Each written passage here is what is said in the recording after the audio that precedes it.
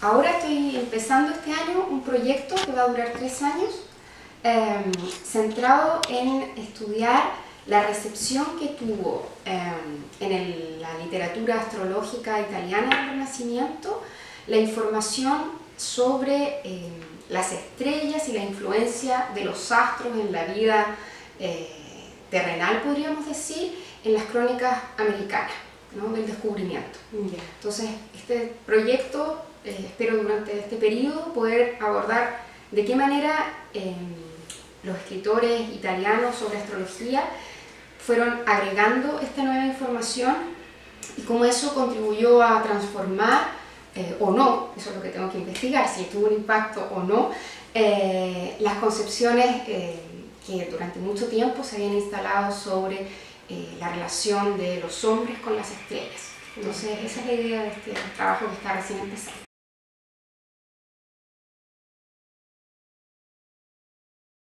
La motivación fue porque a mí me interesan los estudios sobre astrología del Renacimiento y siempre había tenido la curiosidad o me habría gustado poder leer algo sobre esto, ¿no? Y la verdad es que no encontré material al respecto, sobre todo respecto del siglo XVI. En general, los estudios sobre astrología en el contexto americano y su relación con la astrología europea son a partir del siglo XVII, cuando de alguna manera se empieza a desarrollar una astrología que podríamos llamar local o criolla en América.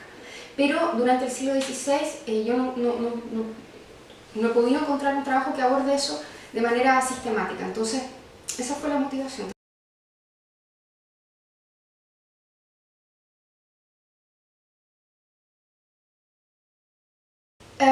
Yo creo que fundamentalmente porque los estudios sobre astrología renacentista son estudios que se han focalizado en las características que adquirió esto en cuanto a tradición fundamentalmente europea. Y desde ese punto de vista, el cruce de esta información implica considerar fuentes que no son en su origen astrológica, ni mucho menos como son las crónicas, ¿no?, o los relatos de los navegantes. Son son textos que tienen información sobre el cielo, pero es una información muchas veces es muy breve, a veces son comentarios muy pequeños dentro de obras mucho más amplias. Entonces, eso requiere, yo creo, combinar, por así decirlo, áreas de estudio y quizás por eso no se ha hecho. O quizás no se ha hecho, y espero que ese no sea el motivo, porque en realidad no se cruzan. Sí. Yo espero que sí se crucen. Pero también podría darse la circunstancia en que en realidad la influencia haya sido muy marginal o muy pequeña, ¿no? Pero es lo que quiero tratar.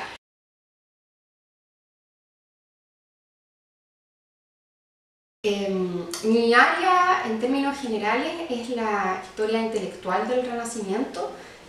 Me dedico fundamentalmente al siglo XVI y en particular me dedico a la historia de la ciencia. Me interesa la cosmología de este periodo, he trabajado también en algunos casos sobre medicina, me interesa también la historia de la física, y ahora estoy tratando el tema astrológico. Por lo tanto, en términos amplios, esa es el área que me interesa y sobre la que trabajo y sobre la que leo.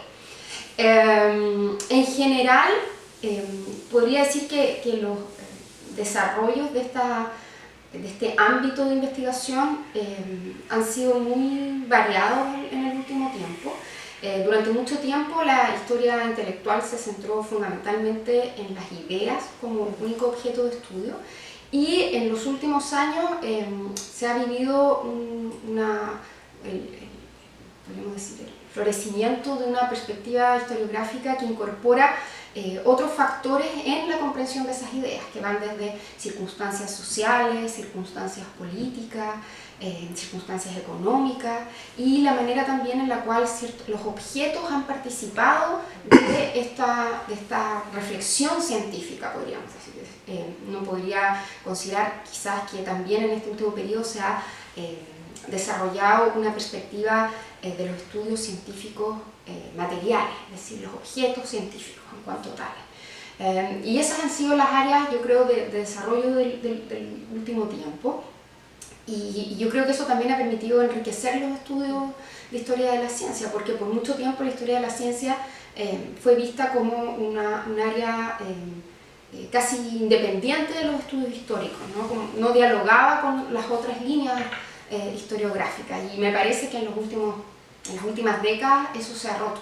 Es decir, la historia de la ciencia ha comenzado a dialogar con esos otros ámbitos del quehacer humano, y creo que eso ha permitido no solo enriquecer la historia de la ciencia, sino también la historia social, la historia política, absolutamente, sí, sí.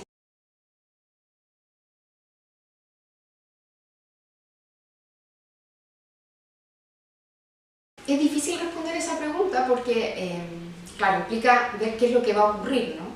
Claro, si yo supiera eso, sería yo la que va a hacer esa innovación.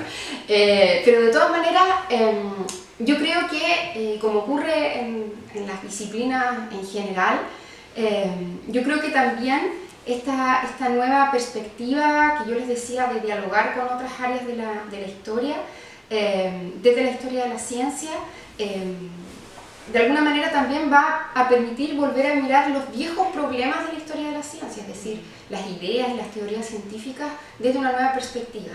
Así es que yo tengo la impresión que también se está produciendo una renovación metodológica e interpretativa respecto de los problemas que habían sido los tradicionales de la historia de la ciencia. Así que yo creo que eso también va a profundizarse. Siempre creo que uno de los puntos centrales de toda la renovación historiográfica tiene que ver con la manera en la cual nos vinculamos con las fuentes.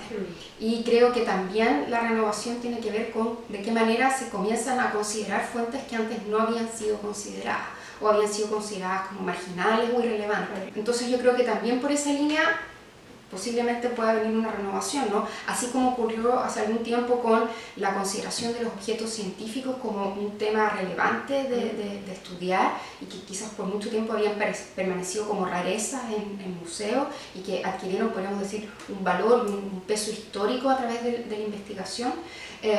Yo creo que también eso va a traducirse, o se está traduciendo también en los estudios del material que se conserva en archivos o en bibliotecas, ¿no? Que efectivamente hay mucho material que no ha sido estudiado y que vale la pena mirar, quizás por primera vez, o volver a mirar, y porque creo que a partir de esas nuevas miradas se pueden incorporar nuevos elementos explicativos y a su vez también reinterpretaciones relevantes de los procesos científicos.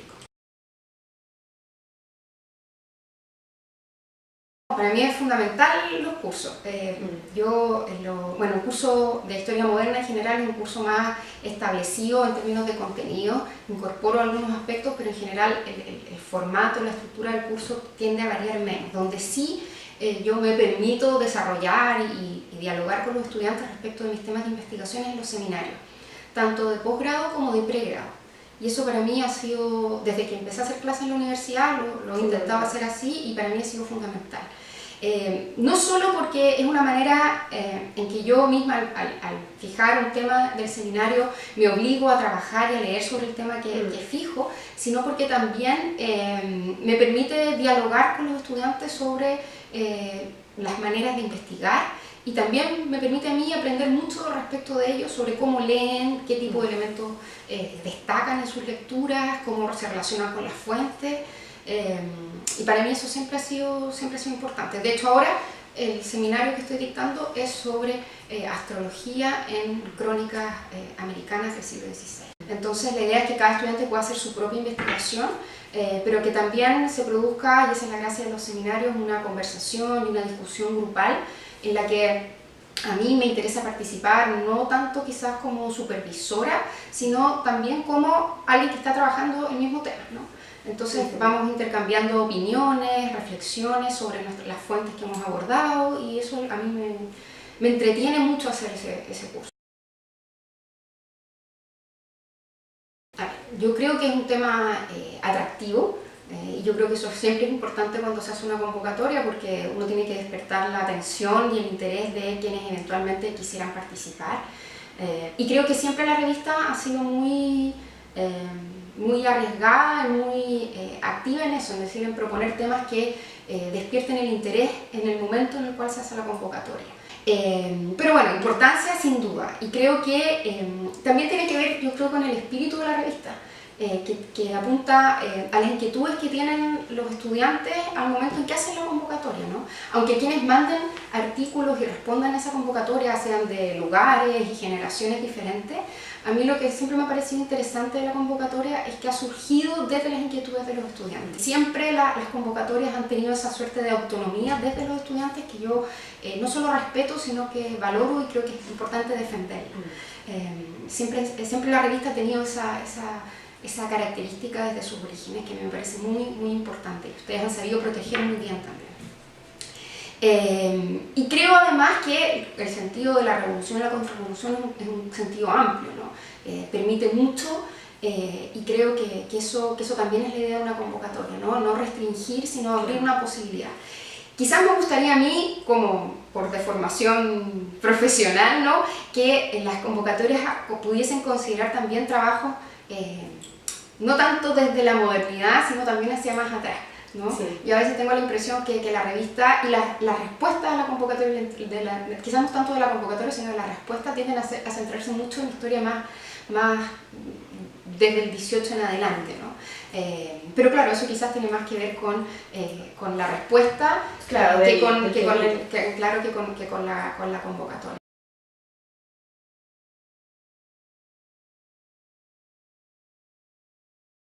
Bueno, mi trabajo se inserta en un periodo en el cual el concepto de revolución tiene varios sentidos y además es bastante discutido.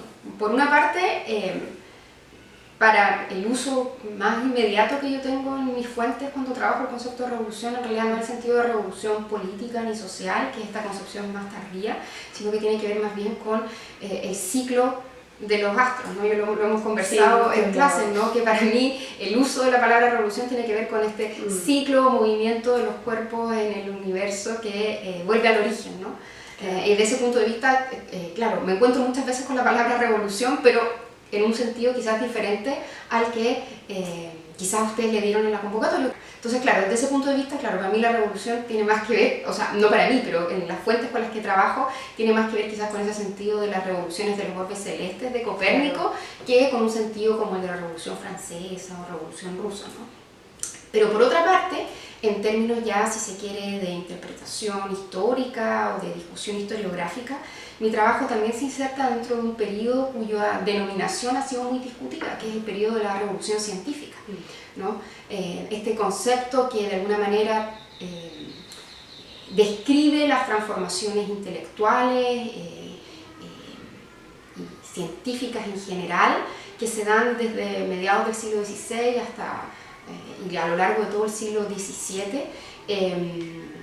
Es también un concepto que historiográficamente ha sido muy discutido, ¿no? Porque asume que es una revolución, que es un hito de transformación y de quiebre con lo anterior, ¿no? Y eso ha sido algo que respecto de la llamada revolución científica siempre se ha discutido, ¿no? Y creo que es algo que también se puede aplicar respecto de todas las revoluciones, ¿no? Porque toda revolución, o incluso cuando denominamos a algo revolución, estamos asumiendo que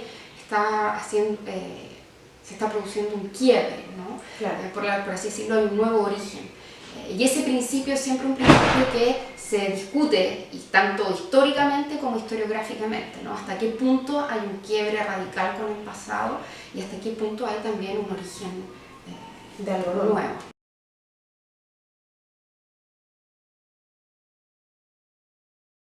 Que se trabajase en un tema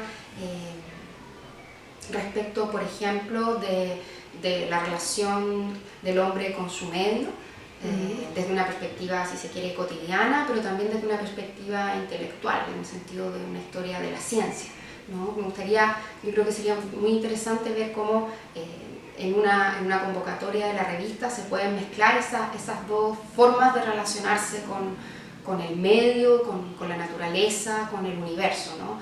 Desde una perspectiva cotidiana, pero también desde una perspectiva intelectual. Y eso yo creo que sería un tema que es interesante, que puede despertar curiosidad y que también puede dar una mirada en el largo plazo, ¿no? No centrarse quizás en lo contemporáneo, sino que a partir de las fuentes con las que se trabaja uno puede moverse en el tiempo. There was a sense of disappointment as as we left the morning.